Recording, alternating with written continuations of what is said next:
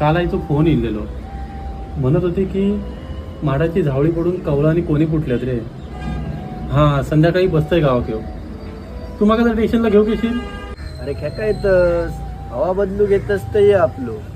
तुझी आई भेटलेली आमका सकाळी, मग या हव्याच्या पाटल्यारा होती ना कवला, ती आम्ही लावून टाकली दोघांनी. प्रतीक, अरे तुमच्यासारखे 2-4 पोरगे गावात होत ना, म्हणून आमचे म्हातारे आई बाबा बिंदास गावात राहतात रे.